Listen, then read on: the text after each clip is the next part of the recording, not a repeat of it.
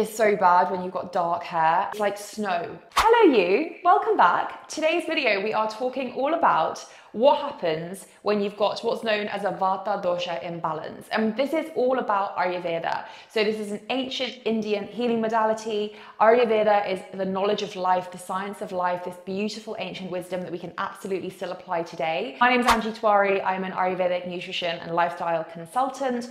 And I'm going to talk to you about what you can do, what oils you can use, what symptoms you might notice if you are experiencing this imbalance. Let's start off with what is Vata Dosha. Well, as per Ayurveda, there are 5 great elements known as the Panchamahabhuta, and we're made up of those 5 elements. And there's 3 doshas that exist in all of us, and the dosha we're talking about today is Vata, and that is made up of the element of air and the element of space, also known as ether.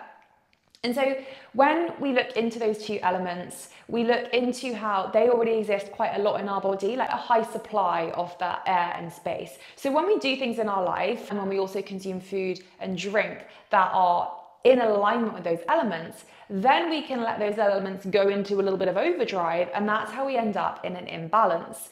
Ayurveda believes that no such thing as a bad food or a good food, like everything in moderation. However, being aware and understanding your dosha is an amazing way to, it's this foundational knowledge. It's understanding yourself. And when you understand yourself better, then you can understand when you have got an imbalance. I always try to encourage my clients and encourage you guys to really tune into yourself, tune into that instinct, be aware of that intuition, connect your mind and your body and your soul so you can spot when something doesn't quite feel right for you. Let's start off with what does it feel like when we have an imbalance from a Vata Dosha perspective. Like I said, we're thinking about the elements of air and space, also known as ether. They're really light, they're very mobile. And so when we think about that, we think about a lot of space, a lot of movement. So from a digestive perspective, we're looking at bloating. From a mental perspective, we're thinking about overthinking and kind of being really on the go, which then means that we don't sleep as well. And from a hair care perspective,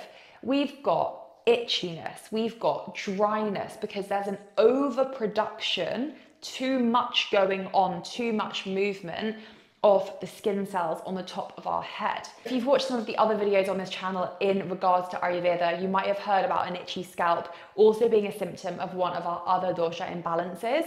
And while that's absolutely true, the itchiness and the type of itchiness is different. So in a Vata Dosha imbalance, your itchiness is really going to be dry, and there's going to be a lot of flakes, a lot of white flakes all over the scalp of the head. And our scalp is such a gateway in knowledge as to how we are doing, how our hair is growing or not growing, whether it's falling, whether it's healthy. And we don't often give much attention to our scalp. We have dryness in that scalp. One of the biggest signs is that dehydration. Your scalp is dehydrated, your hair is dehydrated. Another symptom of a Vata Dosha imbalance is frizziness. Now, I don't mean wavy hair, curly hair, frizzy hair. It's naturally what you have. I'm talking your hair has changed in texture from being like kind of smooth naturally, or maybe a bit like wavy, to being a full-on bush. And you will notice this. I remember when I was experiencing really bad Vata Dosha imbalance, and I was like, oh my God, my hair feels like a squirrel's tail. And I've never touched a squirrel's tail, but it just, no matter how much I washed it, how much I brushed it, how much oil I put in, I was like, something's not right. Like there's something not right in my body because my hair texture has completely changed. And actually I was going through a lot of stress in that time, but also I had an iron deficiency, which I've struggled with for a really long time anyway. And I think it got particularly bad. And I was like, right, I need to take supplements for it. And as soon as I started taking the iron supplements, iron and for folate acid, as soon as I started taking those supplements, my hair completely changed back to normal. So it's really about noticing and understanding what is normal for me and then what is not normal. And when you take the time to understand what's normal, you will notice like that when you're out of balance. And that's super important and really empowering for you to know that. So frizziness in like a bushy sense, and especially when you notice a change in your hair texture. The symptom I want to talk through with you today is brittle hair. So we talked earlier about the dryness and the itchiness and the dehydration. That dehydration extends into the hair then becoming really brittle. And when your hair is brittle, it is more likely to break. So you might notice that you've got split ends, you've got thinning hair, and your hair is breaking off a lot more than it usually would when you brush it, when you wash it, and really throughout the day, it's just feeling quite thin and weak. We want our long, lovely, luscious, healthy, thick looking hair. We want our scalp to be fresh and to look clean. The last thing you want is to wash your hair, come out of the shower and be like, okay, my scalp is literally covered in flakes and I've just washed it. And that just shows that it's got nothing to do with how frequently you should be washing your hair or what you're putting in your hair. It's down to these underlying issues. There are so many solutions when you've got a Vata Dosha imbalance that we can go through. I've said in other videos, Ayurveda is holistic, individual, tailored to you. I am a nutrition and lifestyle consultant in Ayurveda, so I go through tailored healing plans for you, so get in touch if you want to chat to me directly. But what I can do is give you a bit more broad guidance if you are experiencing this for your hair, because this should help. But if there's underlying deep-seated rooted issues, no matter how much oil you slather on, you're still going to probably experience some of them. And of course, if you feel like there maybe is something that doesn't quite feel right, always check with a healthcare professional and go and seek that guidance when you need to. Doing your hair is amazing. It's a practice of self-love, actually so much so that the Sanskrit word for to oil is the same word as to love, which is sneha. I think that's such a beautiful thing, that oiling hair is always been passed down in generations as this form of love.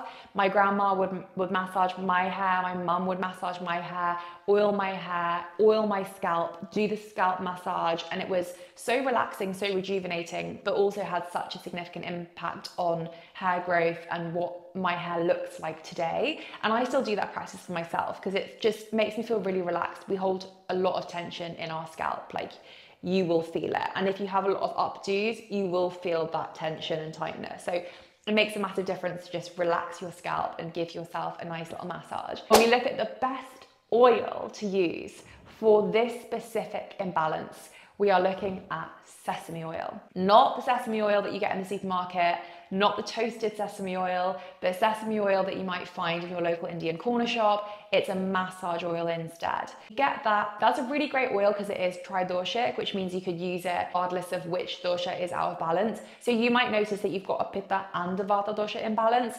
Sesame oil is great because it'll work for both of them.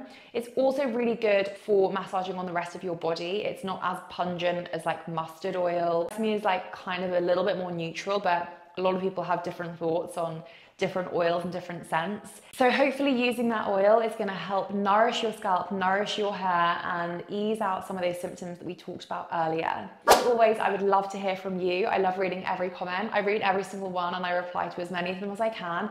So please let me know what your thoughts are, whether you want to see more videos like this, what kind of videos you'd like to see that would help you out. You are the ones watching this, so I think it makes most sense for you to let me know so I can create videos that you like to see. Also share lots about yoga and Ayurveda over on my Instagram, so go and give me a follow if you don't already. And I can't wait to see you again very soon in my next video. Bye.